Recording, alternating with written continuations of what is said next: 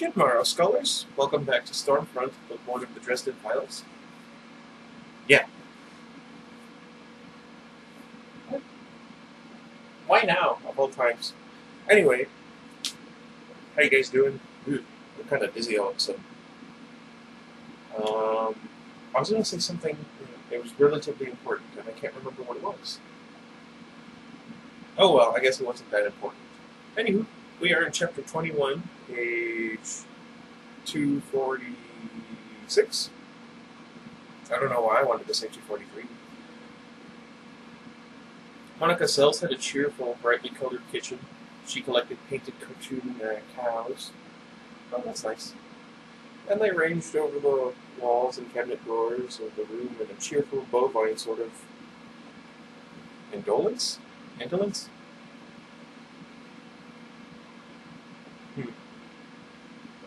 The refrigerator was covered with crayon drawings and report cards. There was a row of colored glass bottles on the windowsill.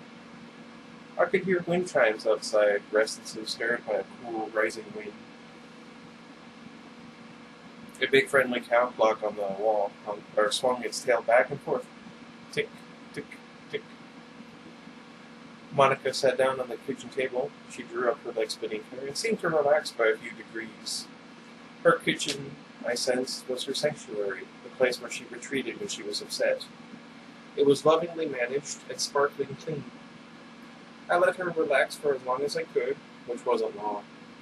I could almost feel the air building up to greater tension, the storm brewing in the distance. I couldn't afford to play with gloves. Sorry. I was just about to open my mouth to start pushing when she said, "Ask questions, wizard. I'll answer them. I wouldn't even know where to start myself." She didn't look at me. She didn't look at anything. Let's see. "All right," I said. I leaned against the kitchen counter. "You know Jennifer Stanton, don't you? You're related to her."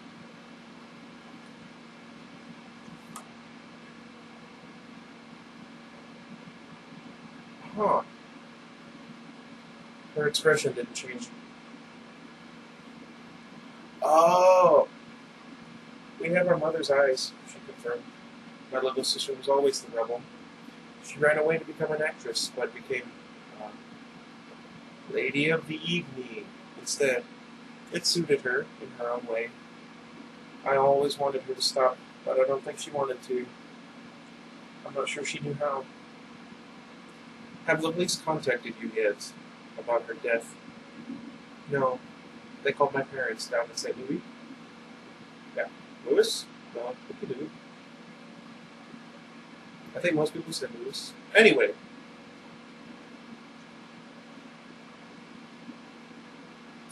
They haven't noticed, or haven't realized yet that I live in town. Someone will notice soon, I'm sure. I frowned. "Why didn't you go to them? Why did you come to me?" She looked over at me. "The police can't help me, Mr. Dresden. Do you think they would believe me? They'd look at me like I was some kind of a lunatic if I went to them babbling about magic spells and rituals." She grimaced. "Maybe they'd be right. Sometimes I wonder if I am going crazy." "So you came to me," I said. "Why didn't you just tell me the truth?" "How could I?" she asked. "How could I walk into the office of someone I didn't know and tell him?" She swallowed and squeezed her eyes shut over more tears. "And tell me what, Monica?" I asked. I kept my voice soft. "Who killed your sister?" Wind chimes tinkled outside. The friendly cow clock went tick, tick, tick. Monica Sells drew in a long, shuddered breath and closed her eyes. I saw her gathering up frayed threads of her courage, knotting them as tightly as she could. How many pages on this chapter? We are in for a doozy, aren't we?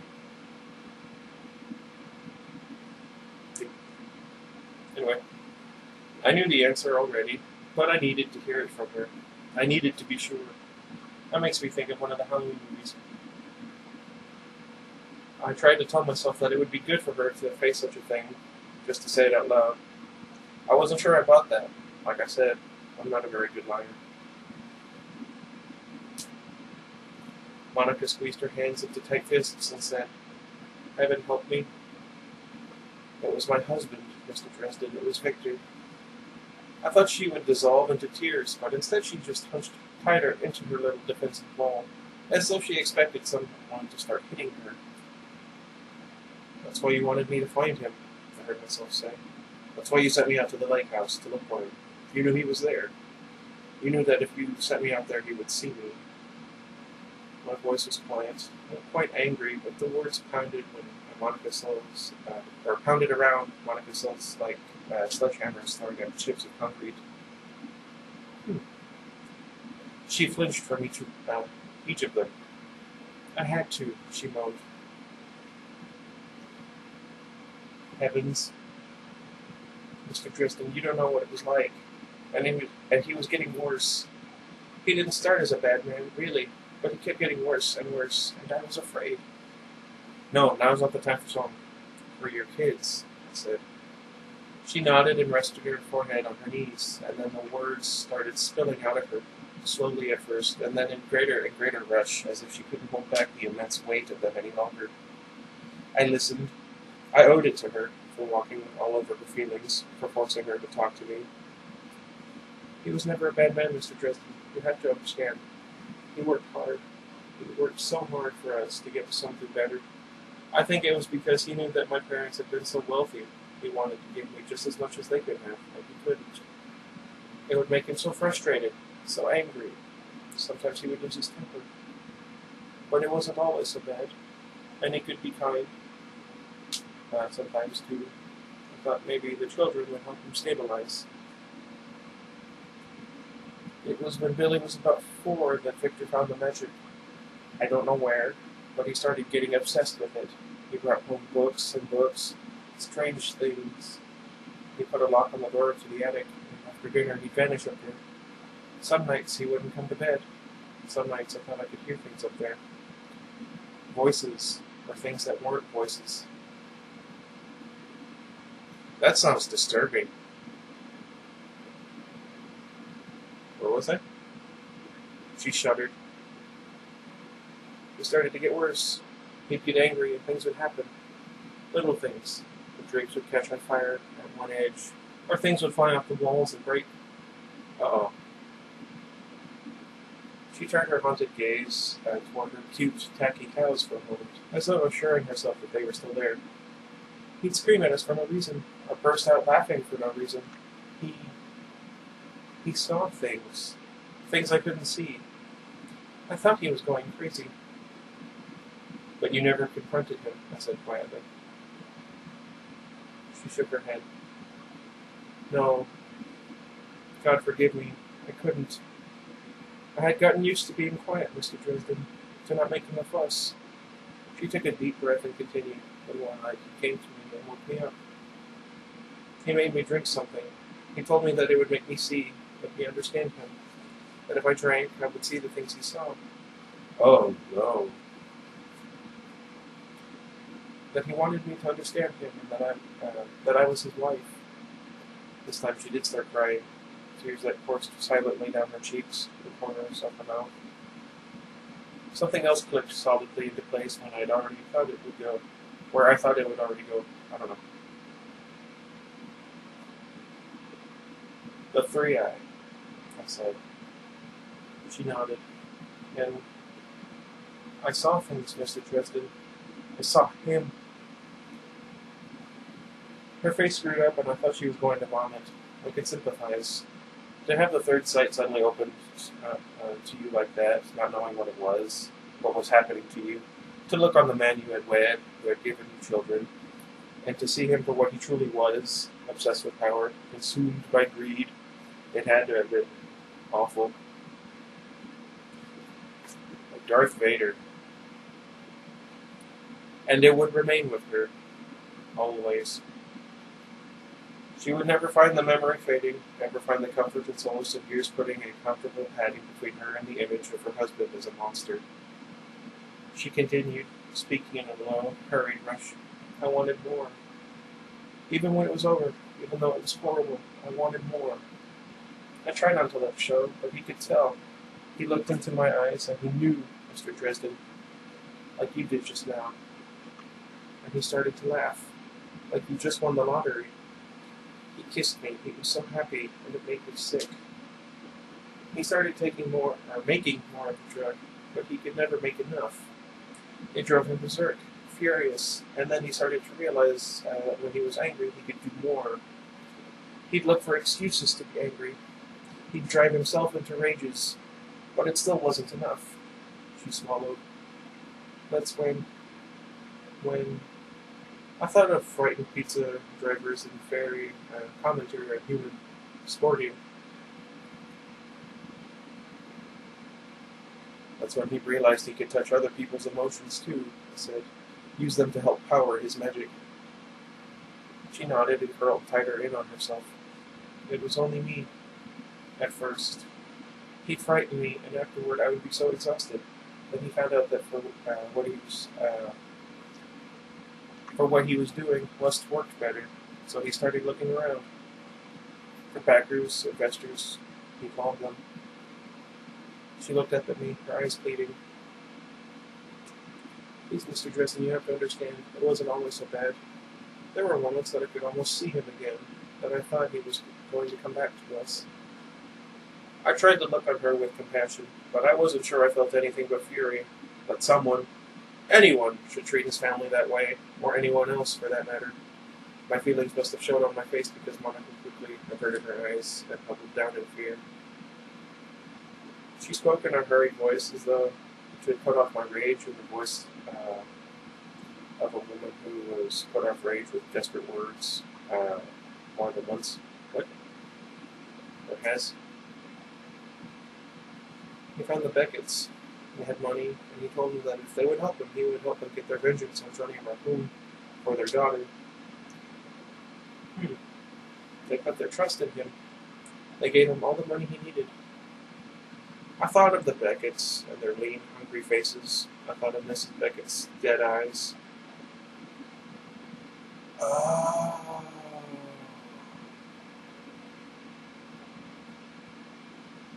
And he started the rituals, the ceremony. He said he needed our lust.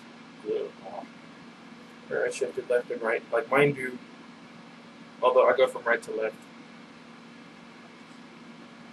Unless it's his left and right, in which case never will.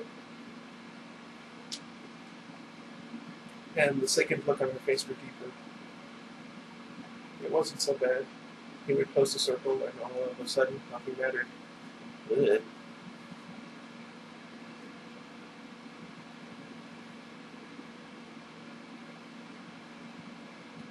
What was it? All of a sudden, nothing mattered. Nothing but flesh. I could lose myself for a while. It was almost like an escape. She rubbed her hand on the leg of her jeans as if trying to wipe something foul off of it. But it wasn't enough until he started talking to Jennifer. He knew what she did, that she would know the right kind of people, like her, like Linda. Linda introduced him to Marco's man. I don't know his name, but Victor promised him something that was enough to bring him into the circle. I didn't have to go all the time then. Either Jenny or I would stay with the children. Victor made the drug. We started to make money. Things got better for a little while, as long as I didn't think too much. Monica took a deep breath. That's when Victor started getting darker. He called demons. We saw them. And he said he needed more power. He was hungry for it. It was horrible, like watching a starving animal, forever pacing. And I saw him start looking at the children. Uh-oh.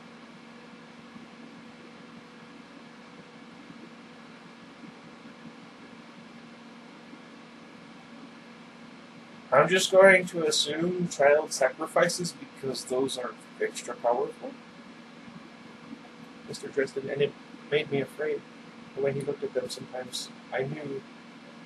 This time she buckled and doubled on the floor with a groan. She shuddered and went out of control. Oh heavens. I don't know. Again, I can't emote. I still don't know if that's the correct word. Anyway, my babies. My babies. Like Iggy and my turtles. and Artemis and Boots. I wanted to go over to her, to offer her my hand to hold, to put an arm over her shoulders and tell her that it would be all right. But I knew her now. I had looked inside. It would make her scream. It's sad. Jeez, Harry, I thought, haven't you tortured this poor woman enough? I rummaged in the cabinets until I found a glass. I ran cold water from the sink, poured it into the glass, then went over and cleared it down by her. She straightened in her chair and took the glass between shaking hands. She took a sip and spilled a little on her chin. I have that problem too.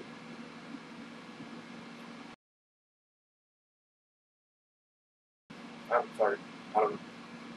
I said, that's all I could think to say. But she heard me. It didn't show.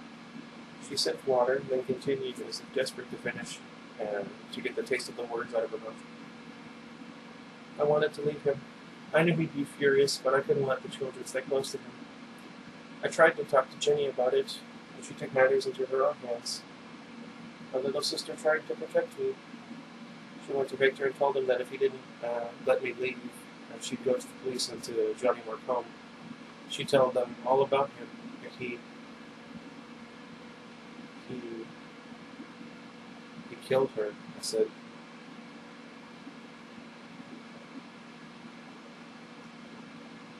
Oh dear. Victor hadn't need any of Juniper Stanton's hair to kill her. Any kind of sample of bodily fluids would have worked. Oh. With the ceremonies of lust that he'd been holding, he'd have an ample opportunity to collect from poor Jennifer Stanton. Maybe he even had her bring him a sample from Tommy Tom. Or maybe Jennifer and Tommy had just been too close, and as they were together, for the spell to affect just one of them when he killed them. He killed her, Monica confirmed. Her shoulders slumped with a sudden weariness. That's when I came to you, because I thought you might be able to do something before he hurt my babies. Before he killed someone else, and now Linda's dead too. And soon you, Mr. Dresden. You can't stop him. No one can. Monica, I said. She shook her head and curled up in a miserable little ball. Oh, please. Go, she said. Please go, Mr. Dresden. I don't want to see it when he kills you too. My heart felt like a lump of cold wax in my chest. I wanted so badly to tell her that everything would be all right. I wanted to dry her tears and tell her that there was still joy in the world, that there was still light and happiness. But I didn't think she would hear me. Where she was, there was nothing but an endless, hopeless darkness full of fear, pain, and defeat. So I did the only thing I could. I withdrew in silence and left her weeping. Perhaps it would help her start to heal. To me, it only sounded like pieces of glass falling from a shattered window.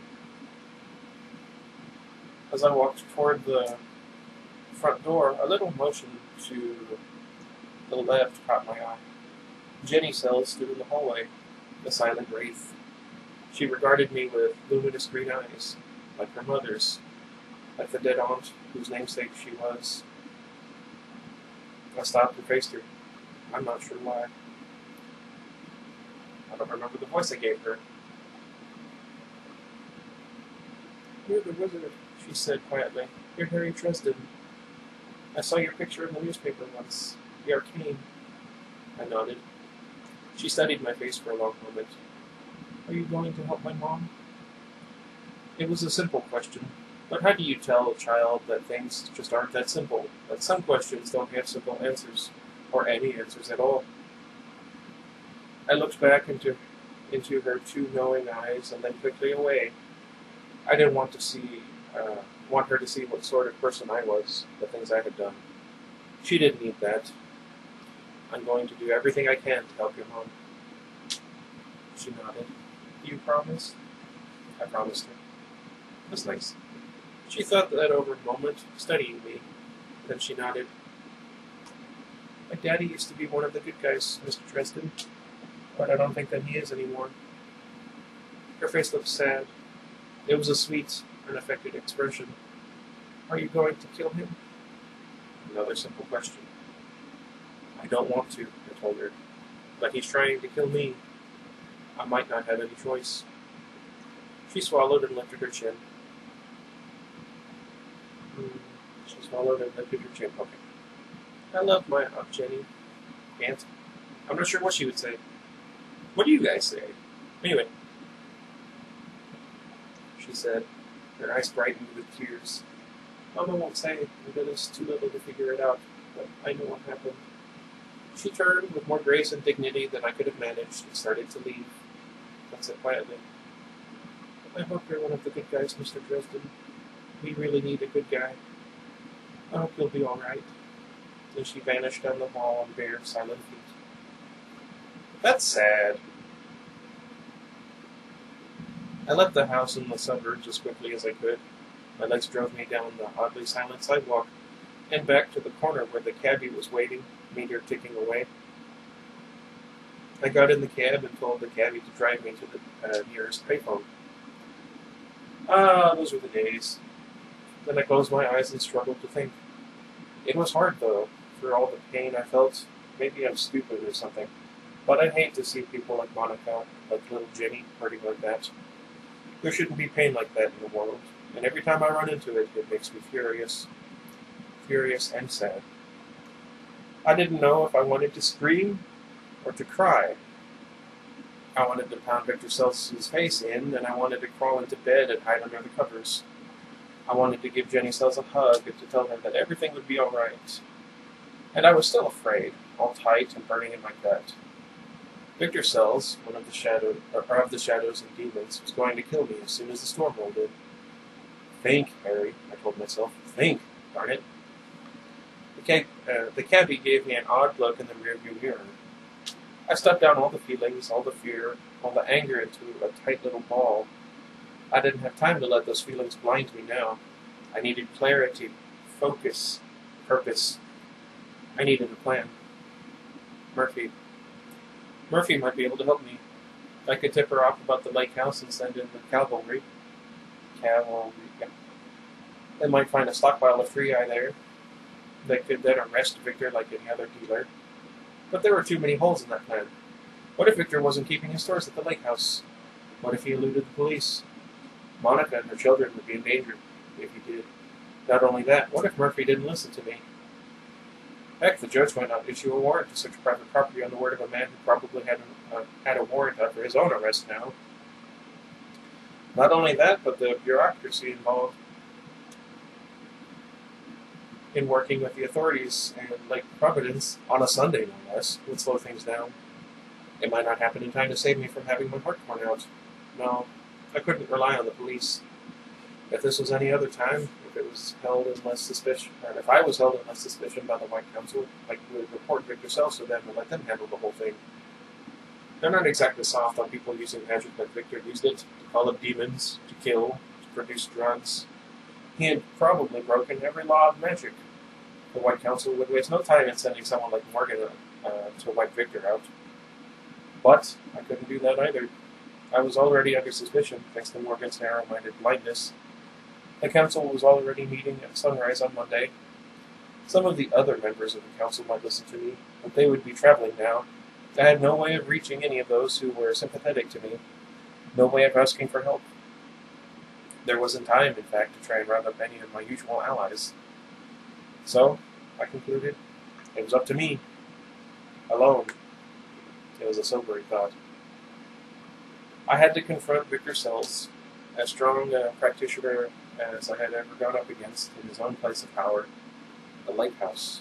Not only that, but I had to do it without breaking any of the laws of magic.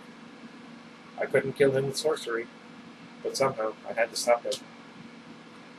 Odds seemed really good that I was going to get killed, whether I tried to face him or not. To heck with it then. If I was going to go out, it wasn't going to be while I was lying around moaning and complaining about how useless it all was. If Victor Sells wanted to take out Harry, Blackstone, Copperfield, Dresden... Oh! I'm stupid.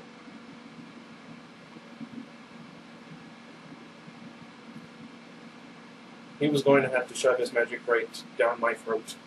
Ugh. This decision cheered me somewhat. At least I knew what I was doing now, where I was going. What I needed was an edge, I decided. Something to pull on Victor, something he wouldn't expect. Now that I knew who he was, I understood the magic I had run into outside of my apartment a little bit better. It had been potent, deadly, but not sophisticated, not well controlled. Victor was powerful, strong, a natural mage, but he wasn't practiced. He didn't have any training, if only okay. I typo. If only I had something of his, something like his own hair, that I could use against him. Maybe I should have checked the bathroom at Monica's, but I had a feeling that he wouldn't have been that careless. Anyone who spends time thinking about how to use that sort of thing against people is going to be doubly paranoid that no one had the opportunity to use it against him. And then it struck me. I did have something at Victor's. I had his scorpion talisman. What the heck? Back in the drawer of my desk at the office. It was one of his own devices, something close and familiar. I could use it to create a bond to him, to sort of judo his own power back against him and beat him with it, hands down, no questions asked. I might have a chance yet. I wasn't finished, not by a long shot. The cabbie pulled into a gas station and parked next to the payphone. I told him to wait for me a minute and got out, fumbling a quarter from my pocket to make the call. If it did turn out that I wouldn't live to see tomorrow, I wanted to make darn sure that the hounds of hell would be growling at Victor Sells' heels. I dialed Murphy's number down at the station. It rang several times and finally someone answered. The line was scratchy and noisy, and I could barely make out who it was. Shoot, what was his voice? Oh well. Murphy's desk, this is Carmichael. Carmichael, I said loudly into the phone. It's Harry Dresden. I need to talk to Murphy. What? Carmichael said. There was a squeal of static. Darn it, the phones go to town on me at the worst times. I can't hear you. Murphy? You want Murphy? Who is this? Anderson, is that you? It's Harry Dresden, I shouted. I need to talk to Murphy. Carmichael grunted. I can't hear you, Andy. Look, Murphy's out. She took that warrant down to Harry Dresden's office to take a look around. She what? I said. Harry Dresden's office, Carmichael said. She said she'd be back soon. Look, this connection is awful. Try to call back. He hung up on me. I fumbled for another quarter, my hands shaking, and dialed my own office number. The last thing I needed was for Murphy to go poking around in my office, maybe impounding things. If she stuck the scorpion in evidence, I was done for. I'd never be able to explain it to her in time, and if she saw me face to face, she might be furious enough. I quit. I'm just joking. I just realized how wide. Never mind. With me just to have me slapped into holding and left there overnight. If that happened, I'd be dead by morning. Yeah, dead by daylight. My phone rang a couple of times, then Murphy answered. The line was blissfully clear. I forgot her voice, too. Harry Dresden's office. Murph, I said. Thank goodness. Look, I need to talk to you. I could practically feel her anger. Dang it. I should have done my impression of the Emperor. Anyway. Too late for that now, Harry. You should have come talk to me this morning. I heard her moving around.